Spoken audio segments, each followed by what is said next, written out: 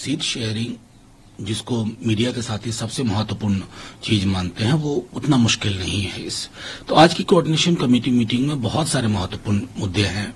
मसलन यहां से आगे कैंपेन कैसे चलेगा, रैली का क्या होगा चरित्र, कौन कौन से मुद्दे हमारे वैसे प्रबल मुद्दे हैं जिसे हिंदुस्तान में बिसरा दिया गया।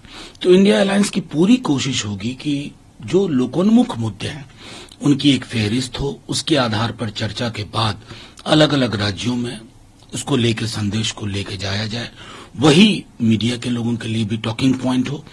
इन सब संदर्भों में आज बातचीत होगी मुकम्मल।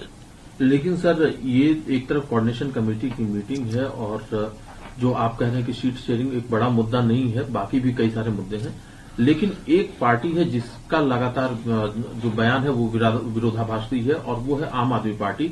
आम आदमी पार्टी ने पहले दिल्ली की बात की, अब आम आदमी पार्टी के नेता कह रहे हैं कि हरियाणा विधानसभा में उनकी पार्टी सभी सीटों पे चुनाव लड़ेगी, कहीं कोई अलायंस की संभावना नहीं है।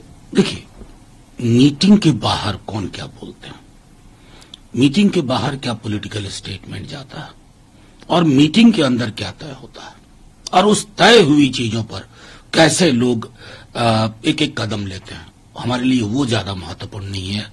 वो ज्यादा महत्वपूर्ण है बनिस्बत इसके कि किसने छत्तीसगढ़ में खड़े होकर के क्या बोला, किसने पंजाब में खड़े होकर के क्या बोला। ये सारी चीजें कई दफा एक पॉलिटिक्स में एक जिसको कहते हैं ना पॉलिटिक्स ऑफ प्रेजेंस से भी ड्रिवन होती है। लेकिन सर, एक जो चीज है जिसको लेकर के जो ये अलायंस है वो भारतीय जनता पार्टी या एनडीए के निशाने पर है, वो है डीएमके के नेताओं के द्वारा बार बार सनातन धर्म या हिंदू रिलीजन को लेकर के जो बयानबाजी है। ये कहा जा रहा है तमिलनाडु बीजेपी प्रेसिडेंट जो है वो एक वीडियो पोस्ट करते हैं, वो कहते हैं कि इसमें जिस तरह से कहा गया है कि ए राजा जैसे कह रहे हैं कि हिंदू धर्म जो है वो सिर्फ देश के लिए ही विनाश नहीं है बल्कि पूरे दुनिया के लिए विनाश है। क्या कहेंगे सर? चलिए याद करते हैं भागवत जी ने क्या कहा 5 दिन पूर्व।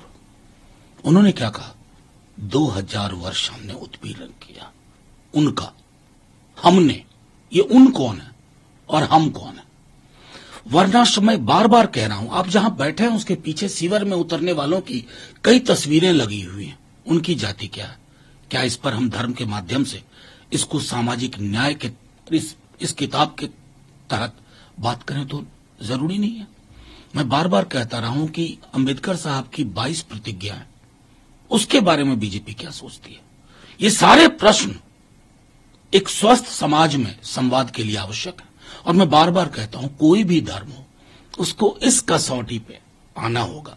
बाकी चीजें पॉलिटिकल स्टेटमेंट, अंततः सत्य यही है।